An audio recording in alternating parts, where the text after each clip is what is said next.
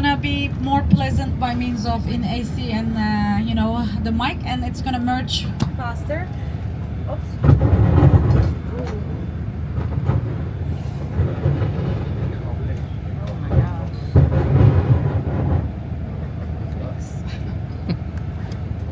I need to lose weight. That's definitely a sign I need to lose weight.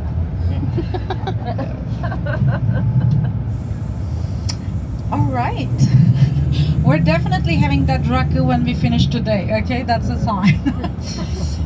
So yeah, if you're okay with that, instead of me telling you the story at the house of Mary to keep you under the sun, let me tell you the story of Virgin Mary's house here to merge the two stories together.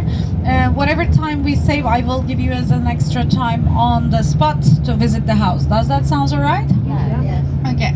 Because I'm between telling you everything I know and keeping you away from getting a heat rash. So I'm trying to do everything to keep you in shade and in AC. So, about the House of Mary. And this is, what we have here is, we say John was buried here. We have a structure that is built over his tomb by the Byzantines. And we have a pope that visited the house that makes us believe that he was buried here.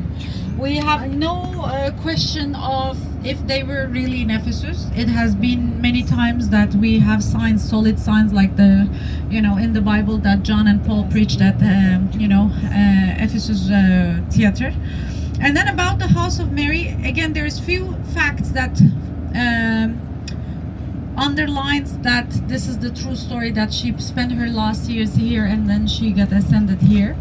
I will leave it to you. I'll tell you the story of the house and then see how it makes you feel, if it makes sense, and then we'll visit the house and see how it makes you feel over there too. So one thing that we always say about the house of Mary is John and Paul being there, and then John being buried here, John insisting on coming back from Patmos to here, John wanting to be buried here is one thing in our pocket. The other thing is the church, that is the Third Ecumenical Council, have been held. I'm going to show you the ruins of it from a distance when we're finishing the tour of Ephesus. That's the church that is ever first time named after Mary, Church of Mary. And back then, they don't call the churches after the saints if the saint hasn't been there. So the other importance of that structure is 431, we said the Third Ecumenical Council have been held there, and the subject of that Ecumenical Council was what would be the title of Mary be, which was decided as the bearer of God. So that structure is in our pocket too. And then there is the story about the German nun, Catherine Emery. This lady is living to at the end of 18th century, beginning of 19th century, and then she never traveled in her life. She was bedridden, and they say she was stigmatized. Towards the end of her life, Catherine Emery had visions about the life of Mary. What she was visioning is quite detailed, quite direct to the point information that her friend took notes down about her visions. The nun dies. This guy who took notes down put them in a book, and the book got published under the name The Glorious Life of Mary. What the nun was visioning is Mary on top of a hill with the view of Ephesus, with the view of the sea by a water source. It's like quite descriptive.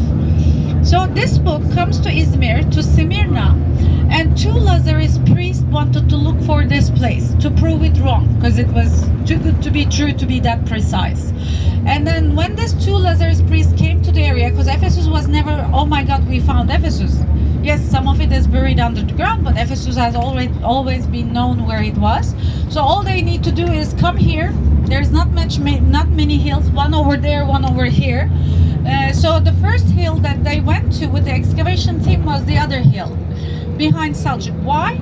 Because that area was Christian longer than being Muslim. It actually had Christian population until 1923. So thinking that they're coming from a Christian background, they might have an idea of such story. So they went up there, talked to the Christians, and then they said, no, we don't have anything like that up on this hill. And somebody from that village said, check Panaya Kapulo, which is the hill we're climbing right now. There is the remains of a monastery there, they said. So when they come up to this hill, Panaya Kapulo, the excavation team found exactly the ruins of a monastery up on a hill with the view of Ephesus, with the view of the sea, by a water source. On top, they found a cistern. Where there's a cistern, that's a sign of life, that continuous life happening there. And then they also find some burials. I'm not saying be careful, burials are related to Mary. It's probably belonging to the community that lived before and after Mary, because I don't think they brought Mary here and leave her alone on the hill. They must have prepared the location with the early believers, and they must have continued living there after Mary. By the way, this is Ephesus started here. These are ruins of Ephesus. For example, this is gymnasium.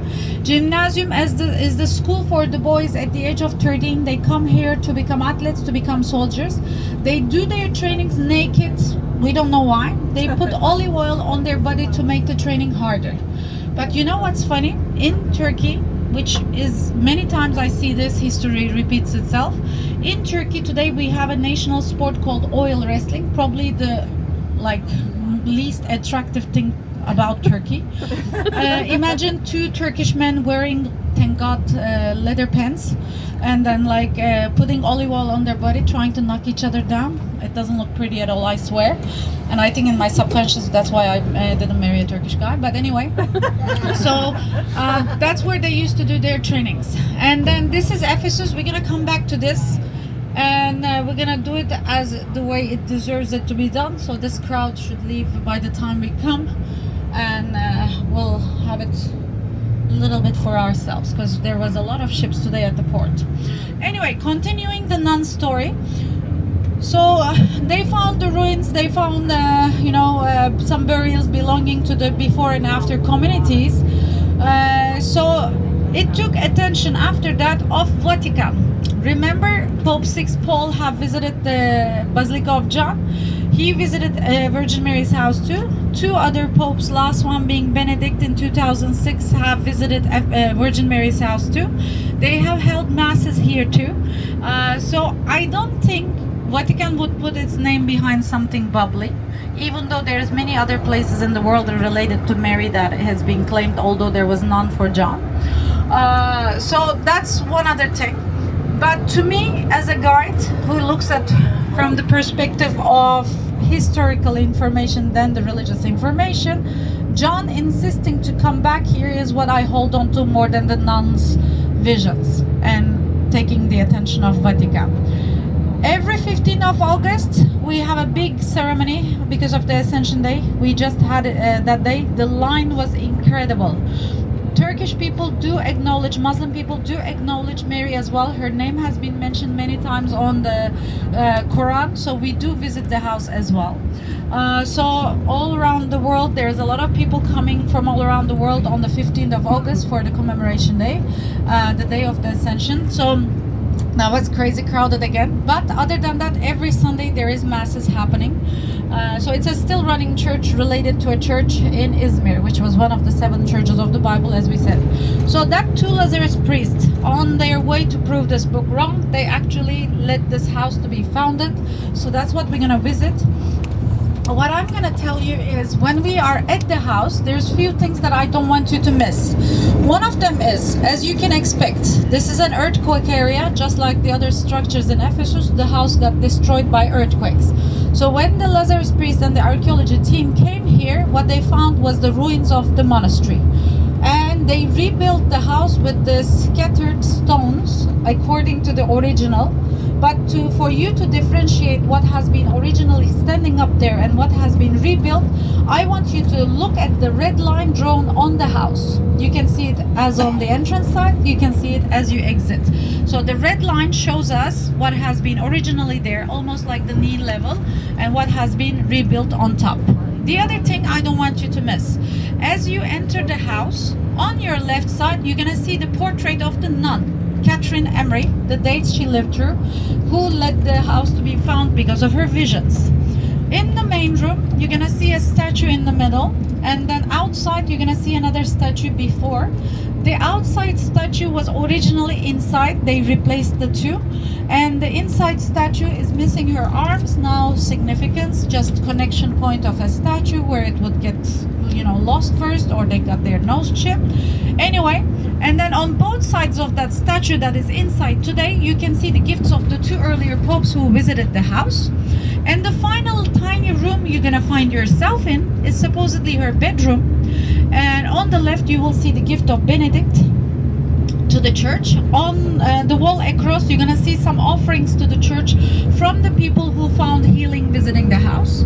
As you're exiting, on your shoulder level on the right side wall, there is a picture of Mary, faded picture of Mary on the wall, like a fresco, but that has nothing to do with the ancient stuff. It's done by a newer artist on that wall. And depending on the crowd, I am expecting like some of you might want to be inside the house instead of just walking through the house. You know what I mean? So if that's the case, if you want to be a little bit longer than the usual, just step aside. There's like little spaces on the right and left of the line. So just step aside in the house. That will allow you to spend more minutes than, just passing through the house. And if you're interested in getting a candle, don't forget to get it while you're inside the house. Because with the number of the ships at the port, there might be a long line, so it's hard to make it into that line again. Just thinking about you. We're not allowed to take pictures inside the house, but there is a picture of outside. So you can take a picture of inside when you're outside, which will give you a memory of the house. And the water source that the nun was describing is a still alive water source. So you will see some fountains running with that water. You can drink from it if you're not shy in your travel. You can just wash your hands, because sometimes it's better not to take the risk. But whatever the case is, these fountains got some names through the years by visitors. So they say one of them is for love, one of them is fertility, one of them is for health, one of them is for wealth. I'm not gonna tell you which one is which. That's my fun. I'm gonna let you choose one to wash your hands or to drink from, and I'm gonna let you know what you had when you come back to the bus. Sounds good? And then after that, you're gonna see a wish wall. The wish wall is creation of the Turkish Muslims visiting the house, because in Muslim culture we have that superstitious thing that we make a knot in the religious place on a tree and make a wish. They started it on the wall here, and all the cruise ship passengers become part of it, so they kept on tying a piece of tissue, a thread or whatever you can make knot with. Just please don't use the headsets, we're gonna use them later on. And you can make a wish there if you would like to. I don't think that wish wall is working, because 10 years ago when I was walking in front of that wish wall, you cannot help but read some of the wishes, because some people prefer to write their wishes and your eye catches it. And then what I read was, God, please take Erdogan away. He's still there ruling the country. So that wish wall I don't have hopes from. I think the fountains works better. So that's the story about the house. Let's see how it makes you feel. And then later on I'll show you the ruins of the Church of Mary. As you see, this is the view of the sea, and Ephesus was just below. And we're gonna see the water source, we're gonna see the water cistern. They removed the sarcophagus they found in the area away, not to create any confusion about the Mary story. And that must be belonging to people before and after that was living there. So whatever time we save talking about the story here, I'm gonna give it to you at the location, hoping that we made the right choice by putting this in the second place of our visit, which seems like okay, because on the busy days they make us park at the top. I'm hoping to go down. Alırlar mı? Alırlar. Ciddi misin?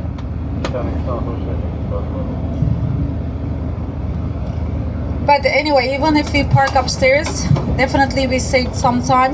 So we're gonna use that time again, on favor of us. 26, 2, 6.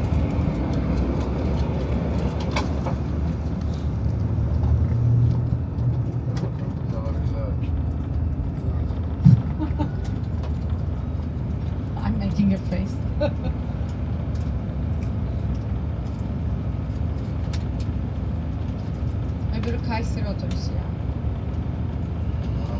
Geldi ya.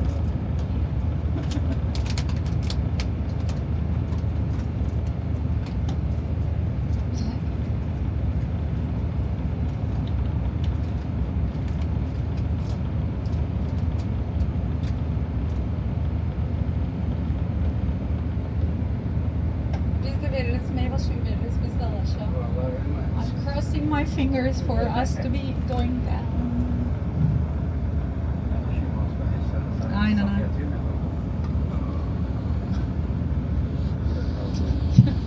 Even my didn't work.